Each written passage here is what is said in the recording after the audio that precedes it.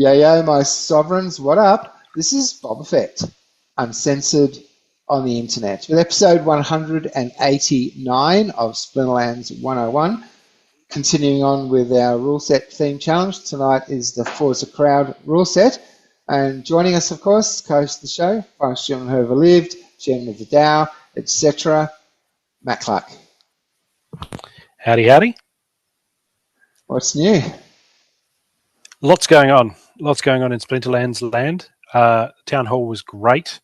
I listened to it the other night, is it night before last, while the treasurers were trying to get all sorts of stuff signed. Claiborne is an absolute asset to this community. I just want to go out and really, if you're listening to this, give that guy a pat on the back. He is brilliant and tireless, and I can't speak highly enough of him. So it's sort of herding cats, trying to get the treasurers all together at one place at one time, and sometimes when it's an unplanned thing, where he just puts it in Discord, hey everyone, who's available? We need to push a few transactions through. So I was literally in bed. It was midnight. Climbed in bed, opened my phone, just set an alarm, check Discord. And there he is saying, any treasurers around, we need to get some transactions through. So I jumped out of bed, got back on the computer, and got back in bed at 2:15 after we'd been submitting all of these different transactions in this specific order, and we need to, wait for people to become available. Some people are going to sleep, so we can't, other people are responding to messages and arriving. So it's just, we get it done. But if we had 50 treasurers, then the risk, then we'd be able to put stuff through. Well, no, see, we just need 6 to sign something, right? Okay, yeah. If we had 50 treasurers, we would have we wouldn't have this problem, right? There'd be heaps all the time. Yeah. But then your risk of any 6 collaborating to drain the DAO would skyrocket, right? Because it's exponentially worse the more treasurers you have. So you got to strike that balance between having enough guys who can do it, that you can actually pull together, maybe even at short notice, and say, right, let's do this thing. But also not so many that there's a possibility that some or that any 6 of them will collude behind everybody's backs, and then because that's a lot of power, right? If you're a DAO treasurer, you can you can do nothing by yourself, but if there are 6 of you, you can cause all sorts of havoc. So take anything that's not locked down, not time locked, and the like. So it's sort of that balance. And often, if we're doing treasurer stuff, Clay will say, "Okay, here's some times. Who can be available at this time and this time and this time?" And then we plan it a few days ahead, and then we know that people have put their hand up to say, "Yes, I'll be available for that." So yeah, we're getting that through. And I was also listening to the town hall, which started at midnight my time and went till sort of 2ish. So yeah, listening to the town hall and everything that's going on. I recommend, again, I won't go through recapping everything that's been discussed there, but go and watch it. It's timely, it's interesting, a lot of cool people saying cool stuff about the future of the game, and we really do have a future. It's fantastic. The big one I guess I want to talk about is the Crypto Gaming Recovery Fund, which is up and running now. We're starting to receive applicants, people who've been burnt by a couple of other different games. So we're receiving reports of other games that have collapsed, and also applications from people who've been caught up by that, for us to sort of support them in a mutual way, right? So they arrive, and it's almost like it's not a here's a package of money or here's a heap of cards.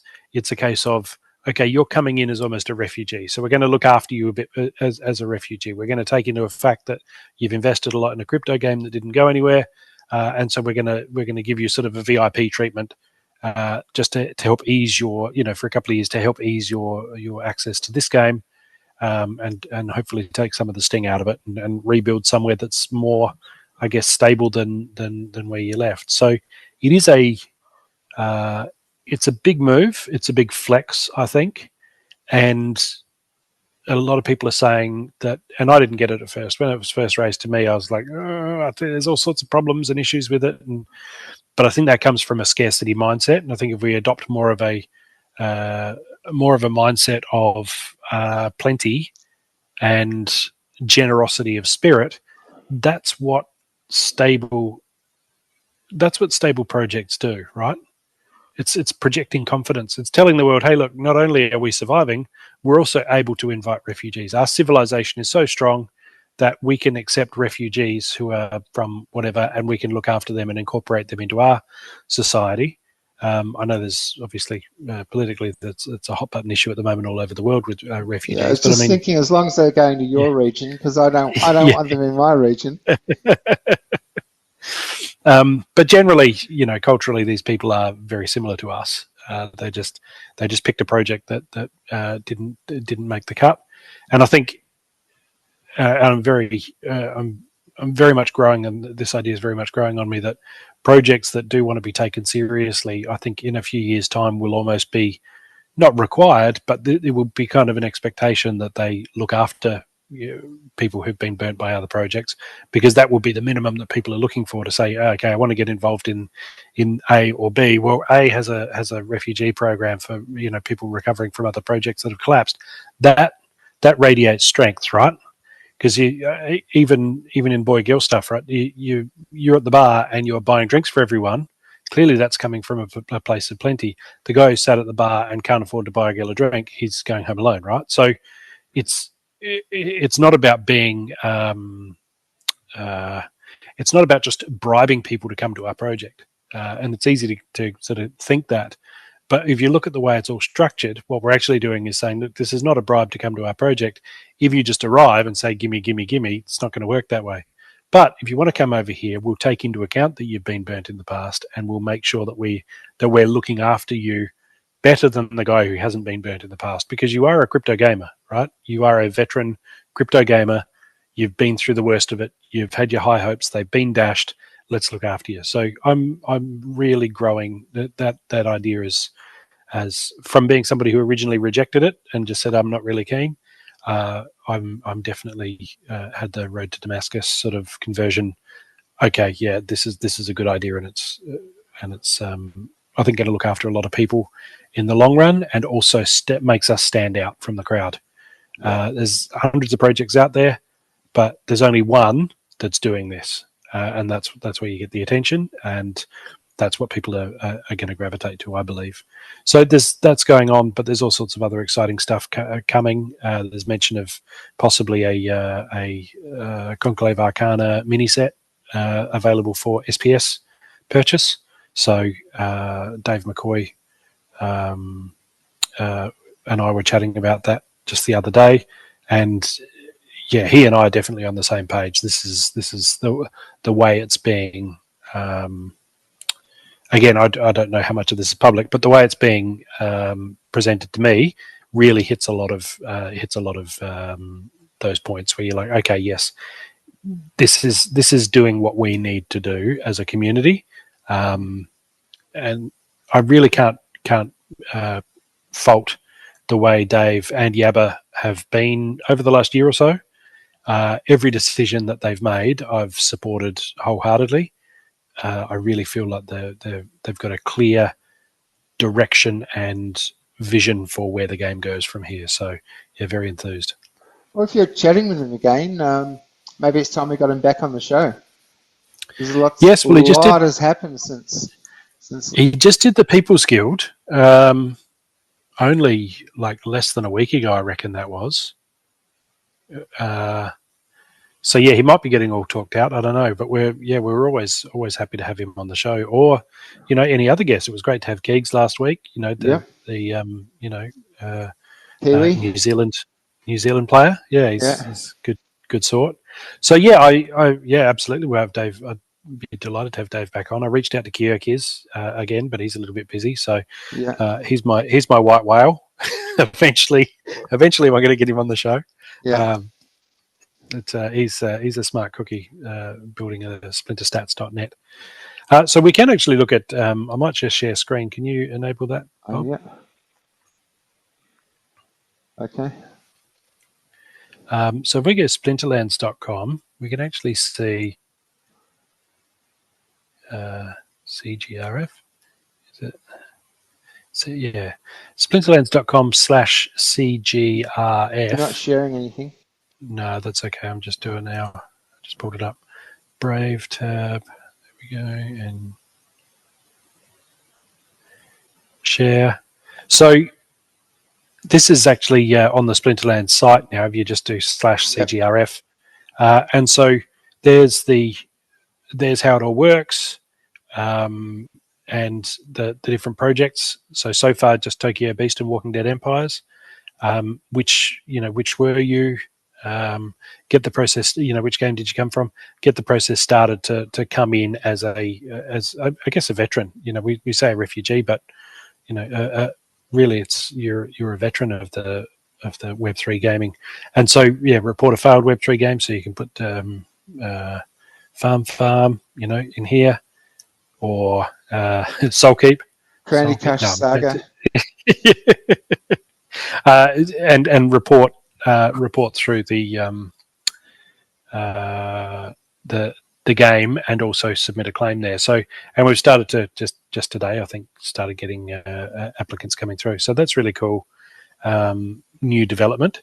Mm-hmm. So just heaps of stuff going on. The SPS is now, a lot of what we were doing was getting that listed on Coinbase, which is that's a centralized exchange. I think it was Uniswap, Aeroplane. I get a bit lost in the details, but where as of last night we got all that liquidity pool set up, so you can now go through. And I think I don't know if Clay's posted about this, but we are now listed and discoverable on Base.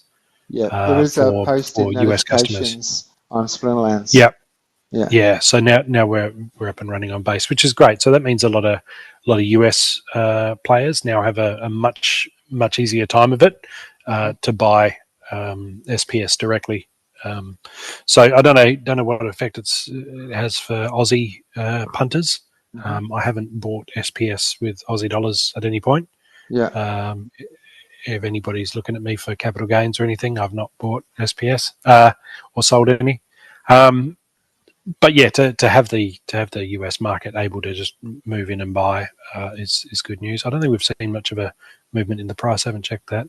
71 cents. Last I checked. Okay, so yeah, that's 7.1. Yeah, it's been hovering about there for the last little while. I guess that's the thing, right? You open a gateway, the traffic goes in both directions. But I will say, without putting specifics on it, there is a chance that the mini set around the end of the year might be purchasable for a set number of SPS. That would perhaps mean buying it now would be a good idea if you were planning to spend it on a mini set at the end of the year. Let's just put it that way. So a lot of people have said to me, "Oh, Matt, you've done really well in this game, and all of that. And how did you really get a foothold?" And it's not just stacking the fleshies, which was, I didn't spend a lot of money on the flesh columns at the time. I'm buying, guys who were flipping packs were opening them en masse and then just dumping the commons because they wanted to sell the legendaries to finance more pack openings. And so it wasn't just stacking the flesh columns, but it was moving hard on land. I'm at 2 Castles Clark because I bought 2 regions. And I bought, I had enough for maybe half a region, but I actually bought in with some other, liquidated some other stuff, some other crypto stuff, and bought in. But the DEC I spent on land, I bought at 30 cents in the dollar. Massive haircut, but it was accepted at the peg, right, by the game. And so they're the opportunities that you have. People say, "Oh, how did you?" Well, opportunities don't look like opportunities until they're no longer opportunities, right? Like it's easy to recognize them in the rearview mirror.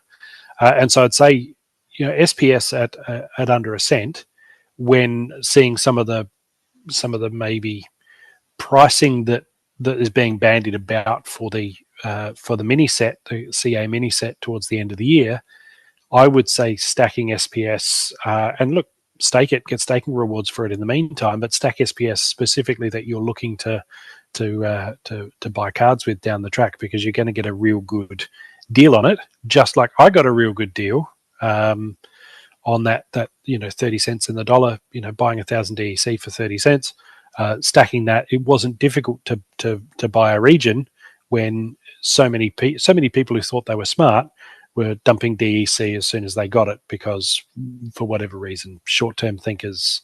Let's just take what I can get right now. I've said this before, but I think the crypto gaming can be broken down into the hunter gatherers and the farmers, and the hunter gatherers will never understand the farming mentality where you actually build something. You don't just harvest the crops. You don't harvest the bushes. You plant them. You fertilize them. You water them. You learn about them. You learn about the seasons. You do everything that's required to look after your cattle. You don't just kill every animal you see and eat it, right? And this is where I had this conversation with a guy once over DM. He arrived at Splinterlands and he said, "How much do you have in assets and how much are you pulling out of it?" And I said, "My assets are probably worth $2 million and I'm making $3 a day." He's like, "Wow, that's ridiculous. Why would you be doing this?" Because as far as he's concerned, it's a casino. You're gambling. Why not just take your money out immediately? And I'm like, but that's not what we're doing here. That's not the vibe here. We're not just foraging and scraping through and surviving. We're not one harsh winter away from freezing to death in a canvas tent.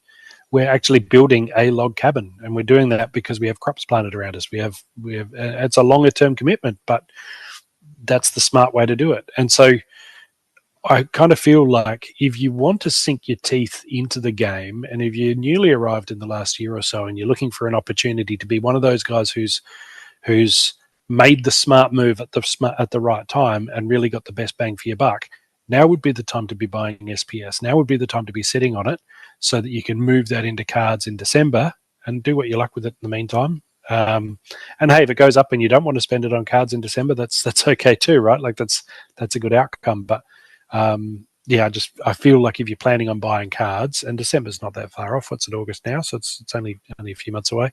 That's just something I would be, especially now that base is available. It's open. If you're an American watching us, sorry about the accents. Hope you can keep up. But dive on this now. This is really. I don't think we're going to see cheaper SPS anytime soon. Yeah, could quite possibly be having a decent SPS purchase sometime over the next week. Some SPS, some DEX, some Hive. When we record the next episode, I will be 60. So, yeah, it depends on how fast the whole process takes to get my hands on it. Yeah, there'll be some SPS and some cards bought. There'll be some things happening in game. Yeah, that's good, man. Yeah. That's really good. And happy birthday for next week. Yeah. That's cool, man. Well, as to milestones, I actually I think I've got my last 100 battles to go. I think I'm at 49.9 now, 49,900. So I've got to do another 100 battles before next week. I've said, right, I'm going to hit my 50,000 next week. And I've firmed up on exactly what I'm going to do. I'm going to do a really cool, you're hearing about it here for the first time, I'm going to do a really cool promotion. More details to follow next week. But just a bit of fun, community engagement type stuff to celebrate that 50,000 manual battles, and also to retire and focus on land, which I keep saying but never do. So yes, 49.9 I'm at, and so next week that should be good. So we're going to do a birthday party episode. Yeah, why not? Let's do it. Yeah. The episode 190. So be a nice round number as well. Yeah. You're looking good for 60, man. You're holding together really well. Yeah. Stress-free living. Yeah. I see you're going to start paying to use the roads again soon. Oh, yeah. And every time I see something about Australia, I just think, really? Are they trying for open, revolt? What's the... It's actually one thing I've noticed with posts, like whether it's X or whatever. No, for the last 20 or so years, they've really, really been peddling the fear-mongering. The news, the television, it's all about fear. So this is being vampiric beings. This is the energy that they're feeding off. But I've noticed a shift.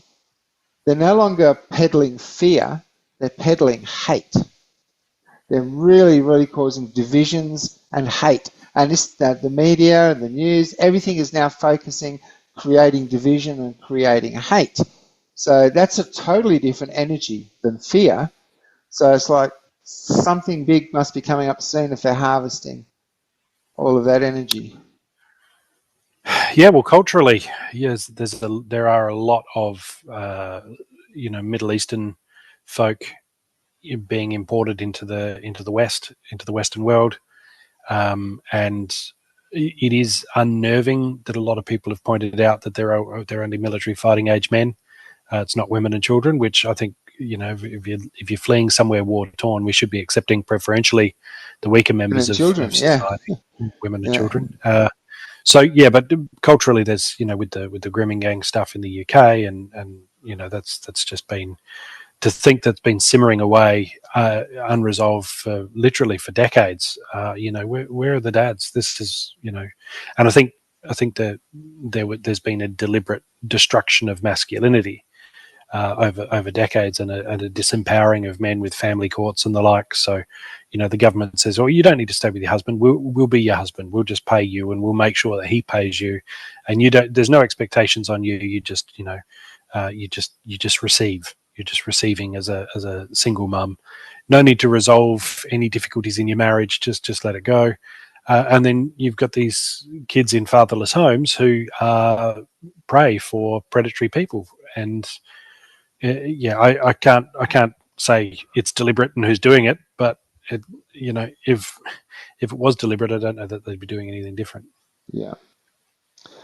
All right. I've got some glint to spend, so then we should jump over to the glint store. You got like 400,000, don't you? Yes, 414k. So let's take a look at that. Where are we going? Rewards. So I'm going to go with the epics first this week. So let's go with the epics.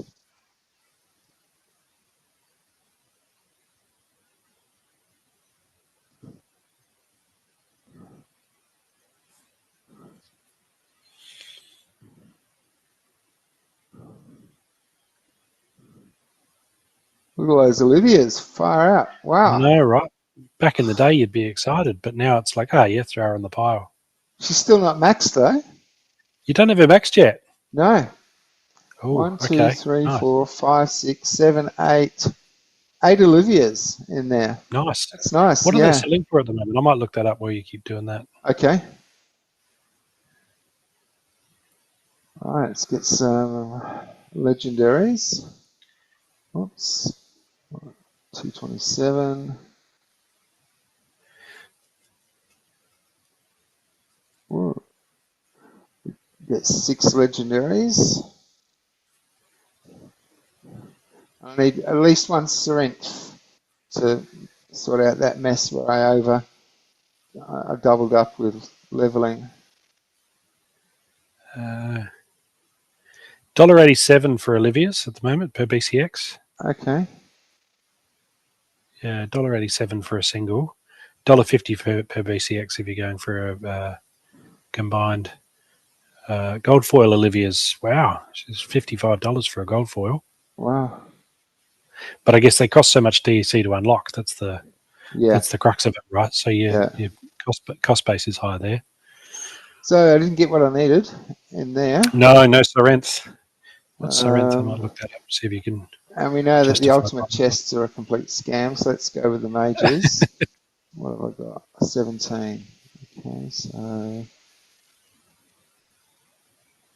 single Syrinth is $10.40. $10.44 for a Syrinth. And no gold available on the market. There's literally nobody selling them. Or they've all been bought.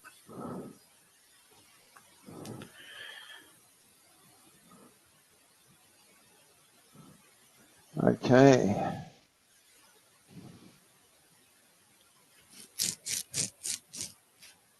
Oh, a couple of epics in there, the Night Reapers.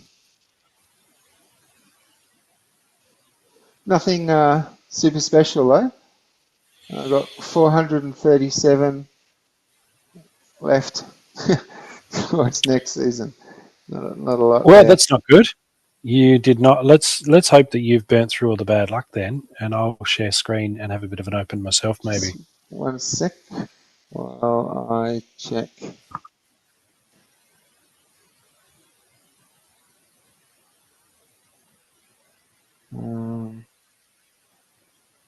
Yeah, see, I've got like I've got wastage here if I double up, so that's why I just need one more.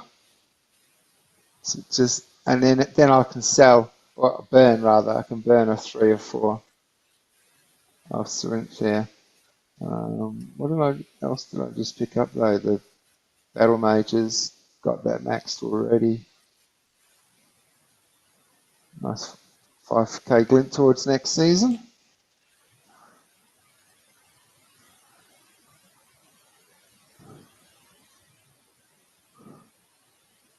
And what else? Endless given. 6. 1, 2, 3, 4, 5. Alright, given is now maxed, and I've still got 1 to burn.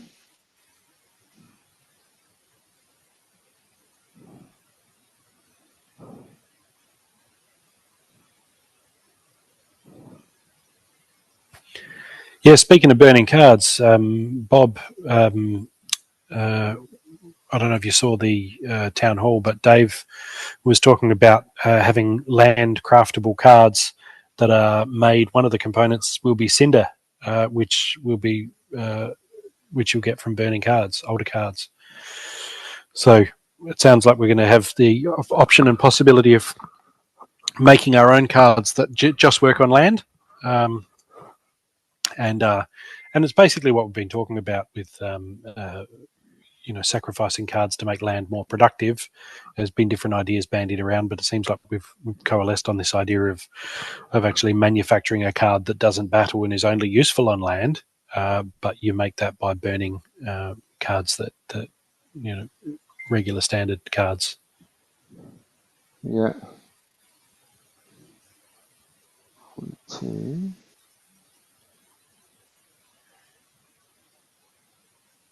Actually, have I got it there? 42, 46. Yeah, there we go. There you go. Okay.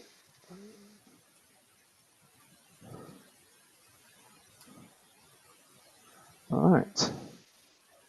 And 1, 2, 3, 4, 5 to burn.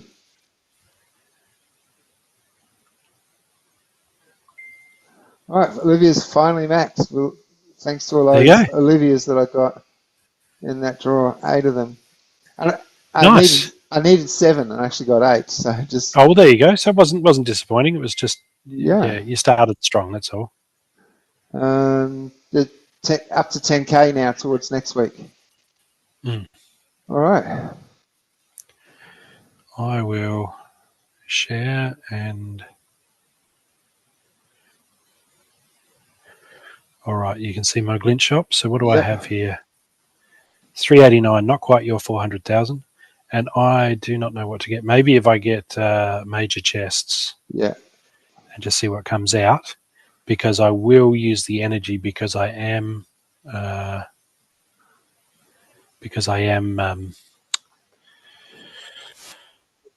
going for your goal. Yeah. Let's get it done. Finish strong. Reveal all.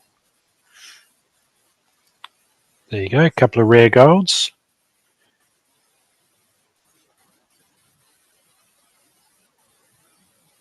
And the merits. I opened 50 Gladius cases the other day. That was good.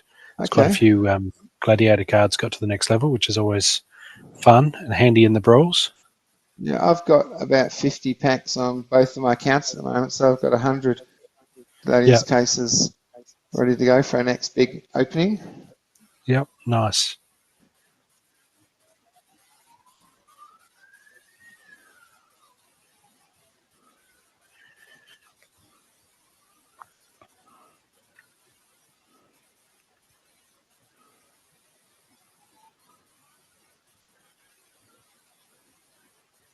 Getting plenty of merits, not a lot of energy though. Yeah, well, that's okay. I guess, I will have plenty of energy between now and next week to get it done. But Yeah. all right, close. So what else should I grab? What are you feeling, Bob? What's jumping out at you? Go if you're after a bit of energy, then why not go because the ultimate chests have never been good to me for cards, but they Yep. do seem to give a lot of energy. Okay. All right, well, let's do that. 130. What do we got? 130. Yeah, I can afford that. All right. Where are we? Ultimate chest. 30 ultimates. Let's see what comes out. There's there's a rare dragon egg forager that was it absolutely pwned me the other day. There was in a white team with it's that girl with triage behind him. But because he's got 5 melee damage, Royal Dragon Forager, 5 melee damage, he had opportunity. I don't know if that's from the rule set or if the card has that, but he also had Scavenge. And so by the time he got to the front, he had so much health. And the triage girl behind him kept healing him up. So I think it was Thorns rule set. But so I wasn't anticipating any melee, but because of that, he's got this Scavenge with triage healing him up, and so he was able to outlast the Thorns damage. Yeah. And I wasn't expecting melee from like that, so I didn't demoralize or anything, and they ended up wrecking me. Yeah, Dragon Egg Forager. So I might, if I've got some left, I might hit the rare draws and just see if I can get a few more of him, get him maxed. Here we go. A Rift Gem. And 3 gold. Ujirak Brave. So a Rift Gem. Now that's a pack. Fantastic. Let's open that. All right. Let's open that. I've never had one of those before. No? There it is. No. Yeah. Now is it going to be wanting potions? How does that work? It didn't give me a notification to say you don't have potions, so I'm assuming it's using them. Yeah. They're both on. All right, this is cool.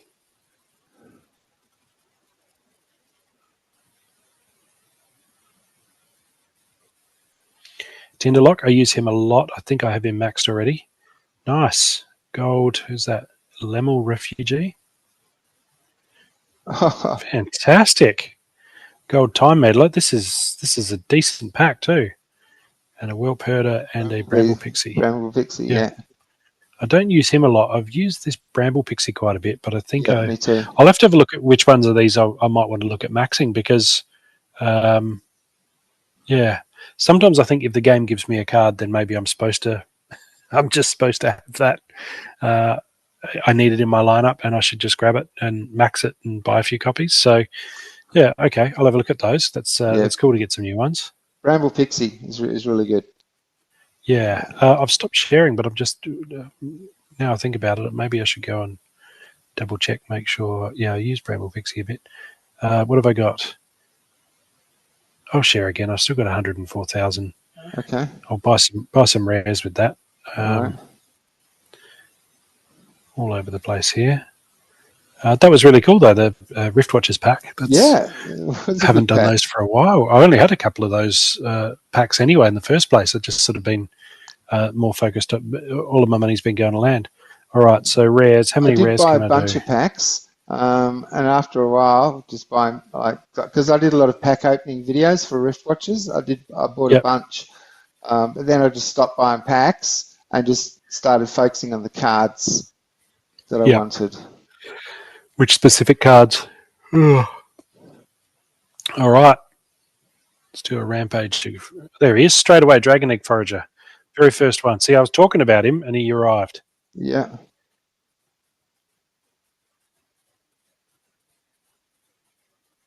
Another one? Yep. Another one? Continuum Seer. Love that girl. She's so good. Equalizer. Now I'm just like straight up Yasik Continuum Seer. And then just load a whole lot of speed cards behind her. And they just miss. They just miss and miss and miss. They die from backfire. Love me some Continuum Seer. But she's got to be fast. You got to make her really, really fast. Yeah, so many dragons. 2 of them. Heaps of them. Yeah. Yeah, you pulled three Dragon Egg Foragers. That's great.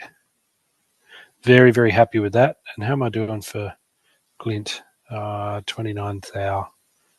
Not quite enough. Yeah, I'll grab 3 epics. Just see what happens. Right.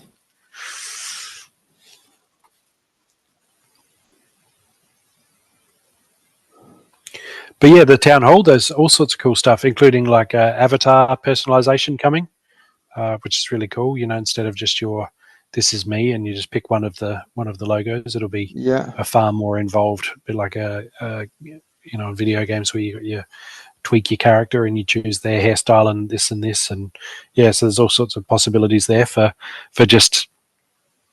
You don't want to look the same as a guy who just arrived. If you've been around and you've got some achievements under your belt, and they should all be on your avatar. Even if just so when you beat somebody and his avatar's wearing a crown and it's got a cape and it's got the gold banding and the big blue ribbon from winning a tournament or something, and you're like, yeah, I beat that guy. That's a bit of a rush, Yeah. So these guys I'll call this a back to basics win, right? Because these two I will use them, but only ever in back to basics. Yeah. But I've found this guy hitting hard a lot, and people almost use him as a martyr, where it's like, okay, we're just going to expect that he's going to die in the first round after he's got his shot off. I've done that, especially on low mana, because his one hit is probably going to kill someone. Yeah, yep. And if he dies to especially Magic Reflect, right? If he dies to Magic Reflect, that's great news, because then he's not going to shock the whole team. Yeah. It is a difficult play, but even like Painforge, the new ability Painforge, sometimes it's in your best interest to have other cards that are damaged by your own team. So good fun there. All right, and let's just do a quick check of I've engaged with Frontier quite a bit, but not recently, so I might look at that. So I have 109. And let's have a look here. 49,927 total battles here. All right. So I need to get my average up to. I need to get. What do I need? I need 54 wins out of the next. Oh, what's that? 63. I don't think I'm going to be able to make that 50% win rate. I just don't see it. Certainly, history says I won't be. I won't be able to do that. Exactly. But yes, so I'll definitely, I have enough energy to do that now. So next week I will do my 50,000th manual wild battle on air, and I'll be discussing the promotion that I'm going to be doing. Alrighty, so watch out for that next week, all the details, and there'll be a Peak D post as well that we will link into next week's episode when the full details are announced. Still creeping up in the deck pools, the stone pools. Where was I? So number 82 now. There you go. That's how you win, right? Creeping up every week. I'm just a couple higher. So yeah. Love it, mate. Love it. Creeping up there. Yeah, I haven't claimed for 3 or 4 days, but I'll jump in and do that probably after the show. All right. And we're looking at Forza Crowd. No particular, nothing of particular note here. It's quite straightforward. Maximum 4 cards. I think there are some differences in that. I'll notice with this rule set that I'm more likely to use Scattershot, for example, because you're not worried about diluting your attacks across however many more cards, right? So if it's reasonably highish mana, I've noticed that higher mana cards less often have speed modifiers to them. Mm-hmm. Like if you're trying to fill there's a lot of Flame Monkey and who's the other monkey in Earth who's also one damage and 1 speed. A lot of the speed modifying cards with slow swiftness, they're lower mana. And so I find if you get a reasonably high mana match and it's only 4 cards, I tend to find that they're probably not going to have much in the way of speed modification. So I'm more likely to use Yasik there because the speed is going to help me a lot more if they're not necessarily playing fast cards, the speed can be a big advantage for me. But also, I'm not worried that Scattershot is going to spread my firepower too thin because it's focused on fewer cards. I'm not going to come up against 6 cards. I'm going to come up against 4. So the fewer cards I'm up against, the more likely I am to use Yasik. Right. That's my take. So it is interesting because you think, oh, there's not really much strategy that you can do, but there really is. Gladiator cards. The more you think about it, Boba Fett. One thing we often overlook with Yasik, you think, scatter, but that piercing, like sometimes you forget that, but you got that speed buff and the piercing that can be really, really like load up your tank. Yeah, there are times when tank up front. Yeah, and there are times when there's. I'm trying to think of the guy now. There's a card that I've sent you a challenge.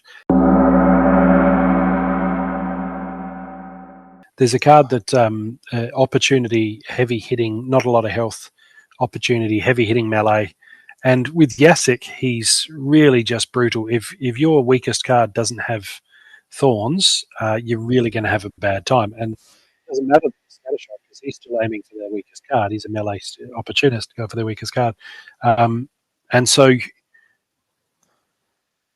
it's. The pierce is what makes all the difference because so many times you get this big heavy hitting melee and he hits one armor and that just stops him entirely. So yeah, absolutely Yasik's pierce ability. But so Matt, they need to be hitting hard enough, right? Yeah, Matt. So this is an opportunity and enrage rule set. Oh, I didn't pick the rule set. My bad. Yeah. I typed in your name and let's just play it. Yeah. Okay. Let's just play it. I got carried away thinking about Yasik. I wonder where the real Yasik's gone. I haven't seen him in ages. He was a good dude.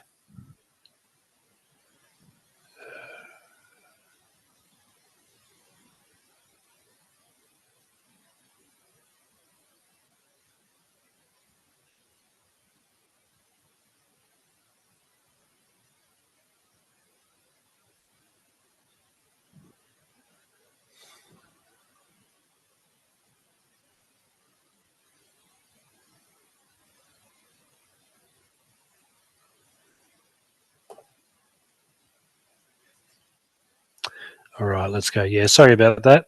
Everybody who was looking for this show specifically for just that rule set, I messed that up.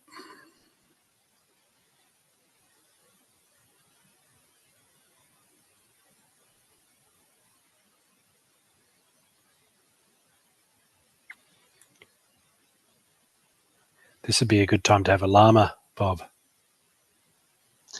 That llama that you gave me, I moved him over to my silver account, so he actually gets some use. Okay. Yeah. You haven't thought about getting one to max? I don't know what they're worth now. At the moment, there are 0 disposable funds, but so that will change in just over a week.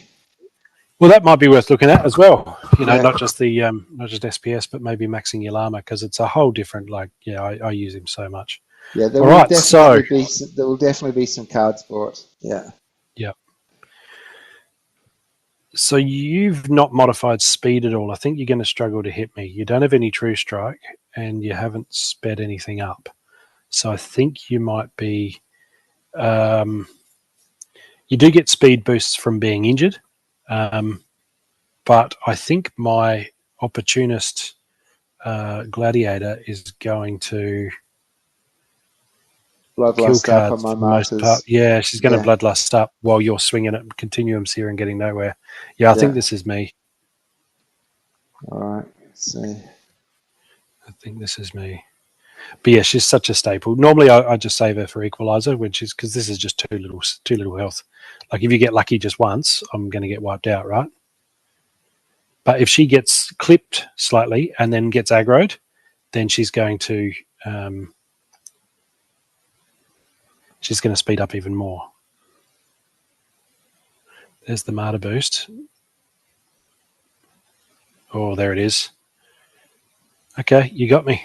Yeah. I can't win without continuums here now, and I don't have enough firepower to take you out as there's the more bloodlust. Well, there you go.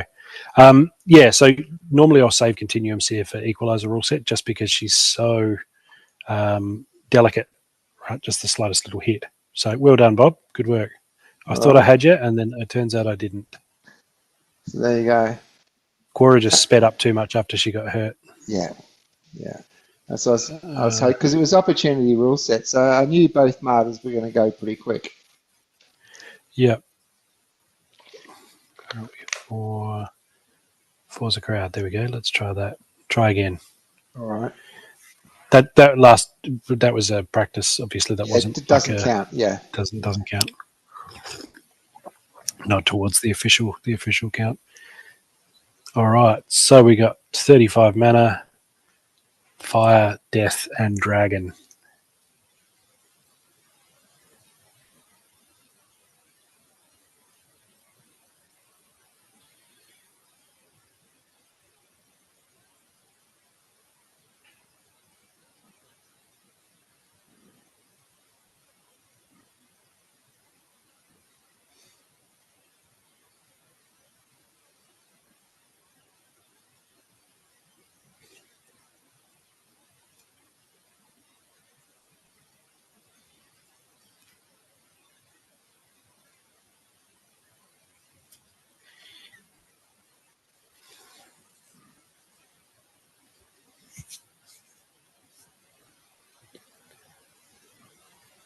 Can never pronounce that curl lurker. Curl. I'll just call it coral. I need to max. Yeah, I need to max mine. It's much easier. I've been sleeping on that one. I'm too reliant on these low card prices where I go, oh, I'll max that one soon. I'll get that. And what's going to happen? I'm going to wake up one morning and we're going to be on. We'll be on some massive tear, green candles all over, and all the cheap cards that I just didn't get around to maxing yet will be forever out of reach. I need more FOMO.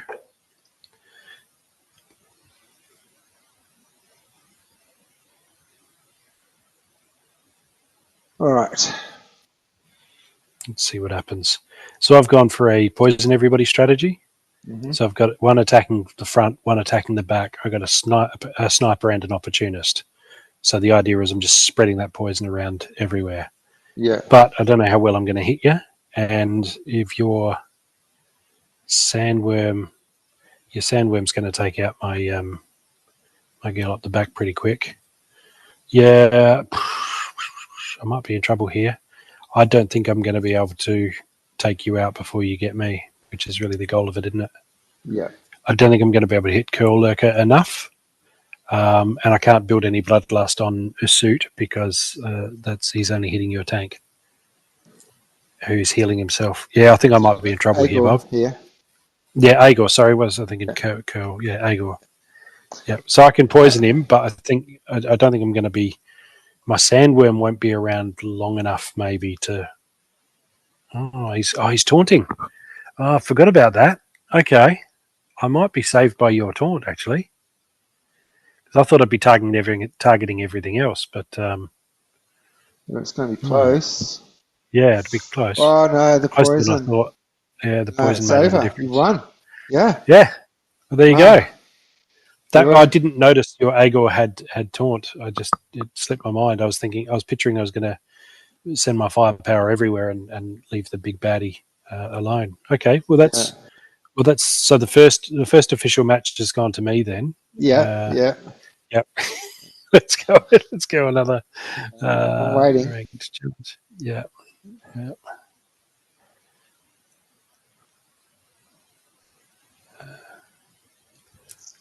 That new challenge screen's really good. Just saves all the same info. So just have re-challenge. All right, 53 mana this time. Everything available except water.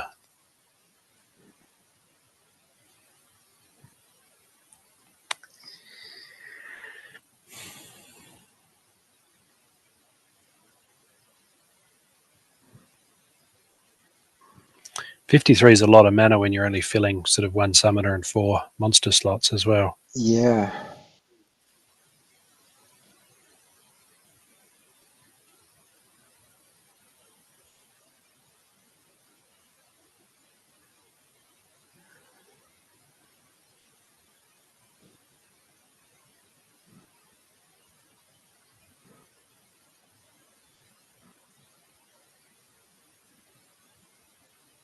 Mm.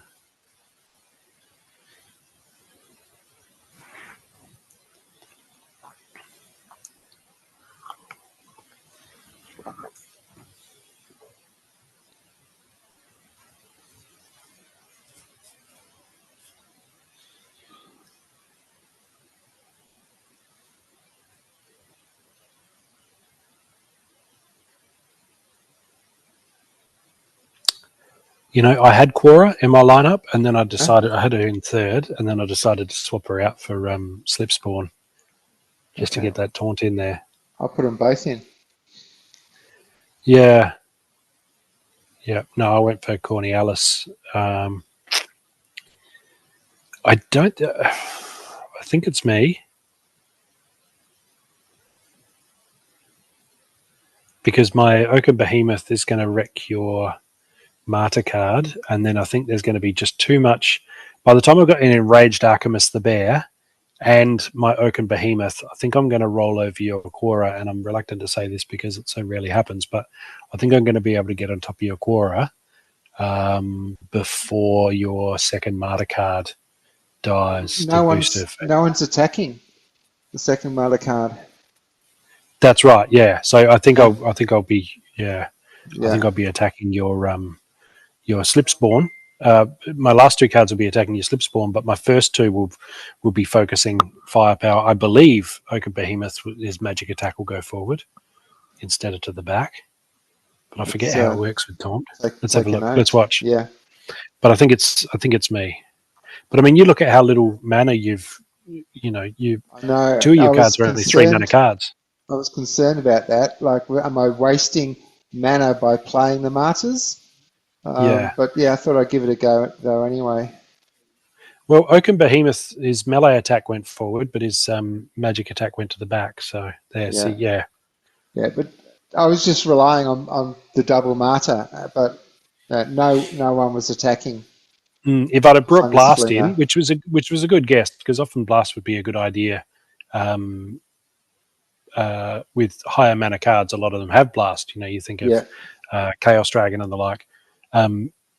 So if I'd have brought in Blast, that would have been handy to knock off your second Martyr card. But I think there's too much idea that if I've got a taunt card right up the back, that's going to leave my Quora alone in the front to rack up some kills. Yeah. But if you got up the front two big cards and they're both both attacking the card in front of them, she can get rolled on top of. Okay, so that's so far that's a flawless. It is. It's a flawless episode for me, where I've won both the official matches. Yeah. I guess we could go again. I think there's plenty of time for at least a leveler. Okay. At least we're getting some decent mana this week. Yeah, true.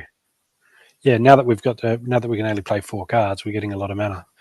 43 mana, and we don't have Death and we don't have Dragon.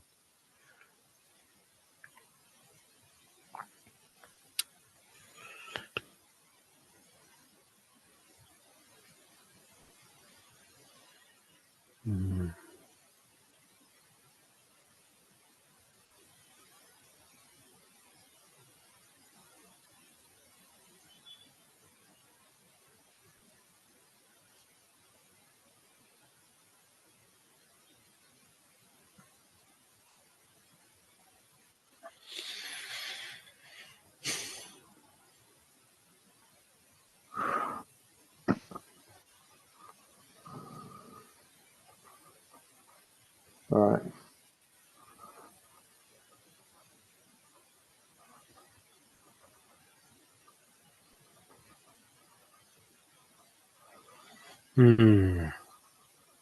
I nearly went Kulu, but I thought I'd go for the Bloodluster instead. Even though it's attacking one less, I thought if you just get some Bloodlust, it'd be worth it. I'm really glad my Resurrecty Boy up the back there has 1 armor, because that's just enough, even with the Pierce, to make it a second who'll die in the second round rather than the first, which can make a big difference. I do worry about your Slade, and because he's hard to hit. But your Isgard Vorst is going to get targeted by my Opportunist, my Kulu. No, he's going to go for my Swamp Spitter, who will keep healing his shield. No, he's Opportunist, isn't he? Kulu's Opportunist. Sorry, I was looking at the speed numbers rather than health numbers. Yeah. Okay. Yeah. But your Ninja Turtle can repair Isgard's armor anyway. It's gonna look if my Kraken decides to finally bloody retaliate, then I could crump your Coastal Sentry. But if not, I'm really going to struggle here. Yeah. It's going to be RNG on the retaliate to Slade and to Coastal Sentry. I do have Enrage, but also Enfeebled. No retaliate at all. Come on now. Oh, that's good. I got the Resurrect. Oh, was that a miss? Unbelievable. Come on, retaliate, you bastard. No.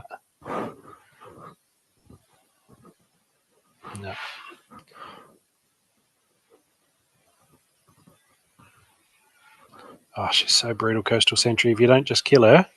Yeah. Oh, and the miss on Slade. I told you, he is such a beast. Yeah, well done, Bob. Well done. Good game. Yeah, she answers so many questions, Coastal Sentry. It's just ridiculous. It's funny that we both had that same thought. Get Persibolus, get the run on. They're just the tramples. Tramples are key. Oh, with a so double shutter as well. Yeah, it's insane. You get so many cracks at the cherry. All right, 31, and we got no fire and no life.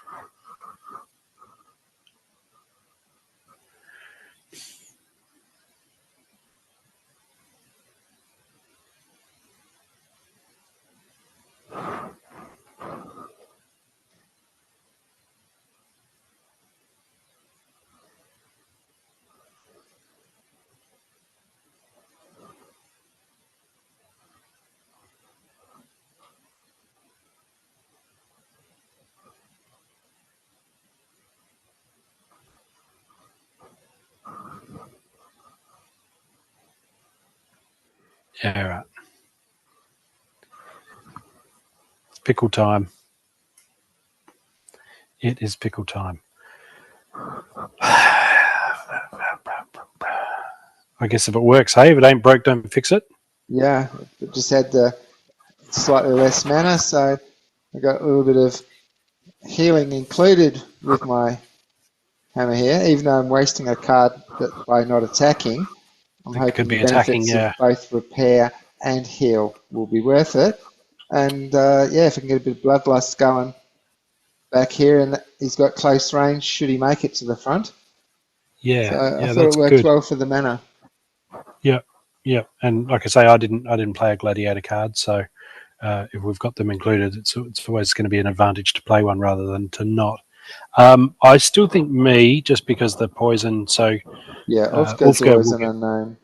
Yeah, so the poison splash, but then she'll resurrect herself, but then my resurrecty boy up the back will resurrect her again. So between 3 different deaths and the splatter, I can just see too much poison damage incoming. Your healer there in third, she's gonna be dead in a couple of rounds. There's no triage, and she's right in the middle, so she's gonna cop that. Like what I said with the scatter shot, it's the same with blast as well. Like you're more likely that you're going to get everybody involved with blast. We yet to see what the RNG does. Maybe Alfredo will kill her 3 times in a row, and he'll be the only one who gets poisoned. Right? It won't be that hard to kill her. I've got 3 extra life coming my way as well. Yes, yeah. So it's really just about how well my pickle will stand up to Coastal Sentry's onslaught. Yeah. After Ulfgar goes down, But I think I've got the chops to survive, and then whatever's like if Coastal Sentry is still smashing away but badly injured, then hopefully the Thorns on Cornealis will finish her off. All right, let's see. But I'm less worried about speed this time because I'm not trying to hit you at all, really. I'm just playing a defensive game where you hopefully get wiped out by my poison.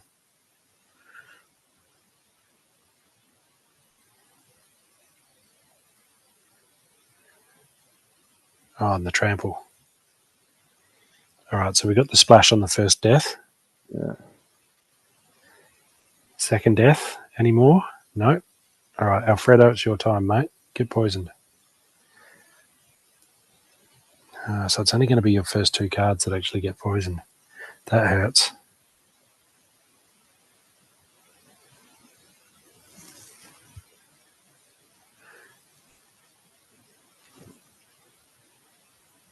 Done.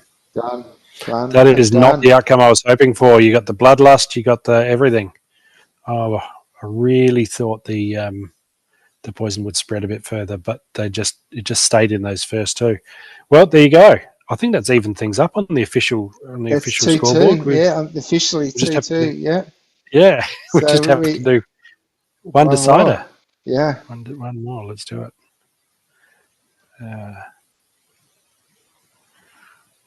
This is the big one.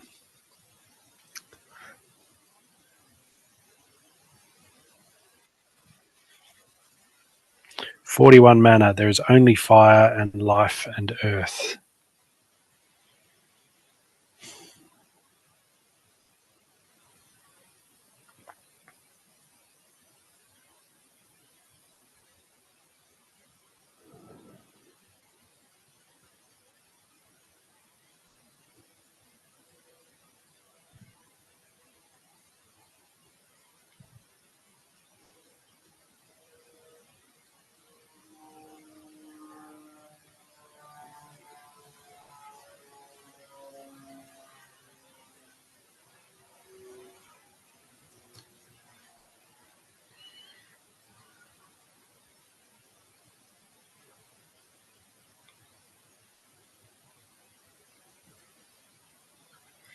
Alrighty.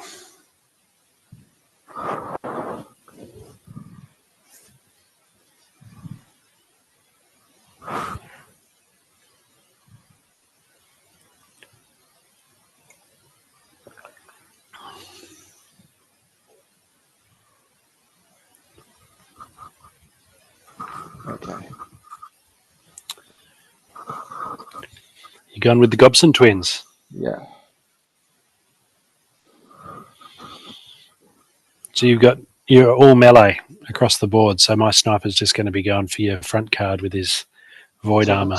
He would have been anyway with the taunt. Yeah. Mm-hmm. So you're going to have to hack through my Iziar twice. No, I don't have any resurrect, so just the once. Well, I've got 6 and 6, 12 hitting your Iziar. Yeah, it's a lot of damage, isn't it? Yeah.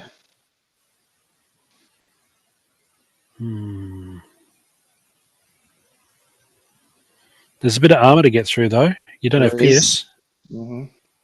And there's armor repair from my Silver Shield Sheriff. So say that 5 But I'm coming backwards towards Uriel. No, you're taunting. I'm taunting, so you're going to be. There's no armor where you're taunting. So once they've taken him out, there will. Of course. Taurus, there'll just be the one armor. So I don't know. I mean, if Uriel gets up ahead of steam, and I can hack through your armor on your tank there with demoralize, Uriel's going to be okay. He's down to 3 because you're demoralizing, but he does triple damage in the second round, so that might be enough to top off your tank. If your tank crumbles, I don't know, man. I think we're going to have to watch this one to see it. Yeah, because Control only going to be hitting for 3, which brings him down to 11, which means Birchall is not going to be going for him. Birchall is going to be going for Katie. But he's still a taunt card, isn't he? Like he's. Oh yeah, okay. Actually, that works out in favour then, because all 3 of these guys are going to kill him. They're all going to be. you're going to be focused on him. Yeah. One of these guys is going to get Bloodlust. Mm. It won't be Shrub because she's going first. So bit of luck. 4 and 3. Well, and then the opportunist will start, like Bertrand will start targeting Captain Katie then. But, the other two will be targeting the Silver Shield Sheriff. So if Katie can survive long enough to get her health above the Sheriff's, then she'll be. Yeah, I don't know. I think there's too much RNG here. I think it's me, but I've been more confident in the past. I do feel like you came in light as far as mana goes. Poison. As well on this team. Poison. But if he dies to poison, nobody gets Bloodlust off him.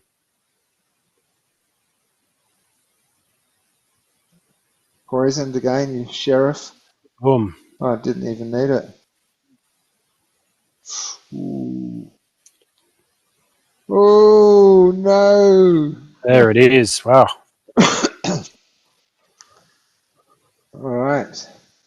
So we got time for one more? We do. Yes.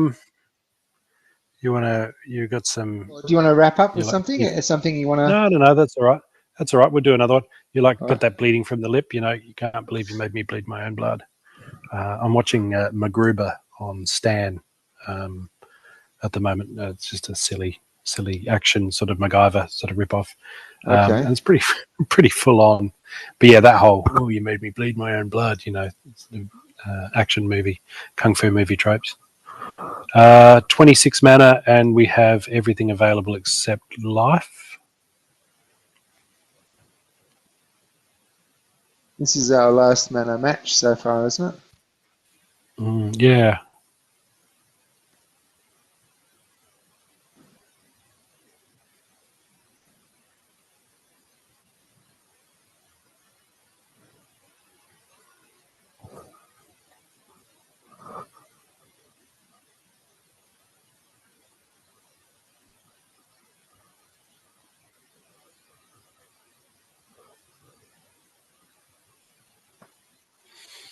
All right. Another one I just finished watching. I don't know where Stan's available, but if our overseas viewers can access it, I just saw a television series made in Australia called Bloom. It was really interesting. It felt like when people are making something just because they love it. When they're just like it's a story that they really, really want to tell. It felt like that. It didn't feel like anyone was phoning it in. Felt like all the actors and everybody involved was like doing it because they really, really wanted to tell this story. Good fun. So 12-hour total time commitment, 2 seasons of 6 1-hour episodes each. But yeah, Bloom available on Stan. Really, really top-notch show. Enjoyed that a lot. Yeah. I just hit play because of the time factor. That was all. All good. Go for it. Alrighty. Wow. So I guess we call it official now. Yeah. We can call it official now. Yeah, we both had the same idea. That Persibolus play is so strong, right? Yeah. Especially with Inspire. You get a bit of Inspire there, and the chances that Coastal Sentry with the Pierce is going to benefit from that extra melee damage times 2. And if she can just get on top of whoever she's hitting and get that trample, then it's so much more beneficial. Really, and there's some cheap Inspire out there that doesn't cost much mana to throw in at the back. I need to get another water melee attack with piercing. So you've got both of them hitting with piercing. Yep. With trample. Yep. So might have to look for. Anything off the top of your head? A water card? No, I can't think. With piercing? No. Might have to do. Might have to be a dragon combination, then maybe a dragon water combination. No, you can't. Yeah, but then you use dragon because you need Persibolus. Yeah, nothing springs out, but it's easy enough to search on like Peak Monsters. If you go to peakmonsters.com and look at the different abilities that you want and filter all that way, there's so many different filters and possibilities there. Yeah, absolutely. It is such a strong play though, that Persibolus, and I really enjoy it, especially knowing that there are workarounds. Like if you're stacking Inspire on and going really, really heavy melee Persibolus, just put Archimus in there or Slipspawn or something with Force Field, and then you can survive that that onslaught all day, right? So defensively, if you know it's coming, then you can really, it's not that whole, I don't have the right cards, that's it, I'm screwed, right? It's coming, there's nothing I can do about it. If you accurately predict that the other guy's going to do that, there's a lot you can do, right? You can put in shield cards with, stack repair, put some thorns up the front, and then Coastal Sentry's going to die to thorns. There's all sorts of stuff that you can do if you see it coming. But if you don't see it coming, man, it's going to ruin your whole day. Yeah. Well, I know my card set is far from inclusive, but that cruel Tetrapod that I just used, he's only 3 mana, right? So if it's a slightly lower mana match, he's got heaps of shield. So he's definitely worth maxing if you don't have him max that cruel Tetrapod, because for 3 mana you just throw him up there, and all he's doing is just taking the damage so that she doesn't. And it still lets her get on her rampage. Should add neutral to this. Ah, look at that. Goblin mech up front with Coastal Sentry with Possibilis. Yep. And then, of course, chuck in is gold, because he is gold. Yep, that works. That would be way better.